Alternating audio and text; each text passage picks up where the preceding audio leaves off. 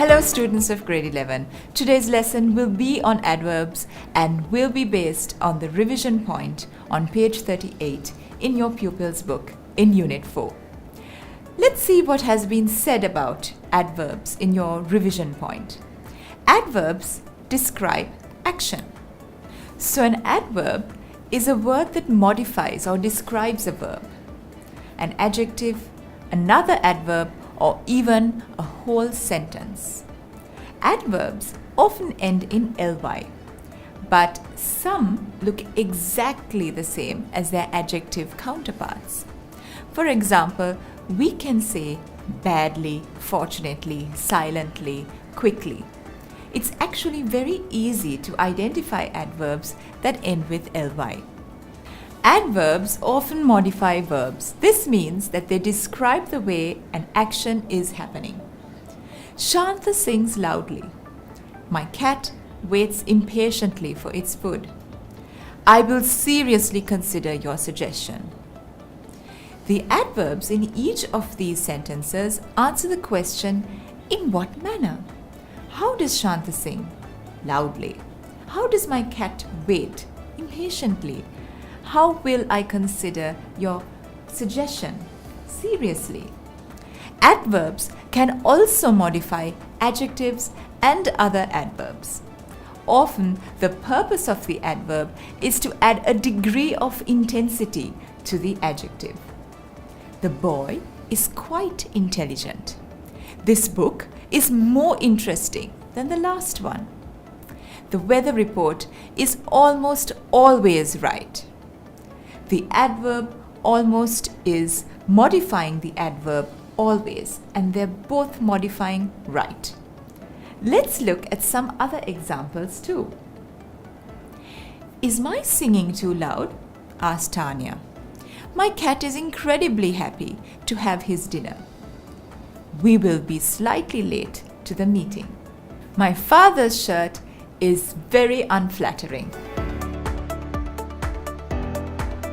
You can also use an adverb to describe another adverb. In fact, if you wanted to, you could use several adverbs. Today is fabulously, wonderfully, amazingly bright. The problem that is it often produces weak and clunky sentences like the one on the screen, so be careful not to overdo it. Some adverbs can modify entire sentences. These are known as sentence adverbs. Common ones include generally, fortunately, interestingly, and accordingly. Sentence adverbs don't describe one particular thing in the sentence. Instead, they describe a general feeling about all of the information in the sentence. Fortunately, we received the letter yesterday. Interestingly, no one at school was without a face mask. Like adjectives, adverbs can show degrees of comparison, although it's slightly less common to use them this way. To make the comparative form of an adverb that ends in ly, add the word more. He smiled more warmly than the others. The more hastily written note contained the clue. To make the superlative form of an adverb that ends in ly, add the word most. He smiled most warmly of them all. The most hastily written note on the desk was overlooked. Although many adverbs end with ly, lots do not. For example, fast, never, well, very, most, least, more, less, now, far, there. In real life sentences, lots of adverbs are phrases or clauses, not single words. Let's look at this image. As you can see in the first column, there is the single word adverb quickly. In the second column, the adverbial phrase soon as possible is given. And in the third column, the adverbial clause before the market closes is given. Let's look at some types of adverbs. When an adverb modifies a verb, it can often be categorized in this manner. Adverb of manner. How? An adverb of manner tells us how an action occurs. The lion crawled stealthily. Will you come quietly down the stairs? Adverbs of time and frequency. When and how often. An adverb of time tells us when an action occurs or how often. I tell him daily, what you plant now, you will harvest later. Adverbs of time that tell us how often something occurs are also known as adverbs of frequency. Adverb of place, where. An adverb of place tells us where an action occurs. I did not put it there. You can get it everywhere. Adverb of degree, also referred to as adverb of comparison, how much. An adverb of degree tells us to what degree an action occurs. He works smarter.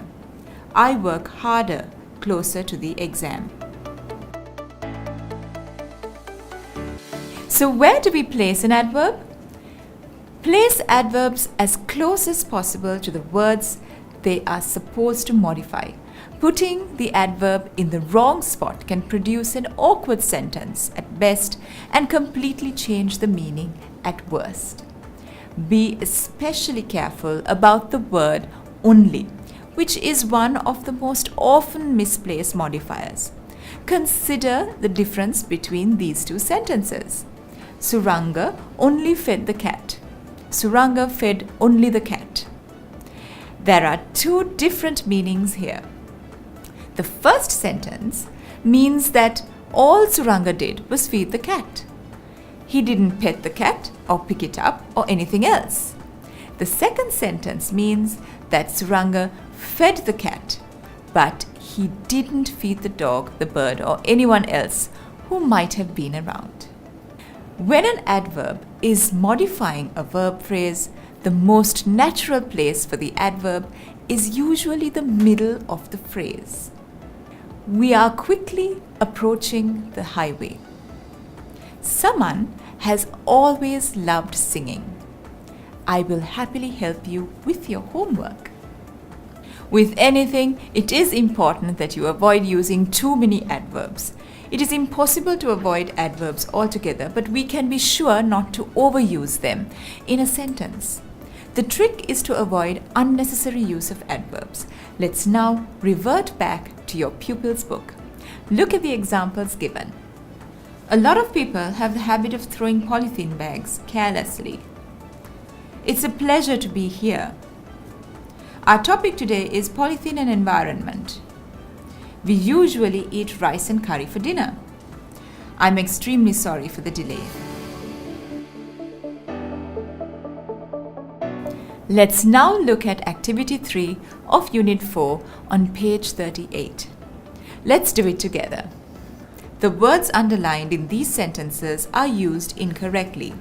Rewrite the sentences correctly. Plants grow quickly in rich soil. Some factories discharge their waste directly into water bodies. I usually use recycled paper for my greeting cards. Our project was successful because everybody worked efficiently. Awareness programs on public health should be conducted regularly. That was easy, wasn't it? You should now be very confident with the use of adverbs.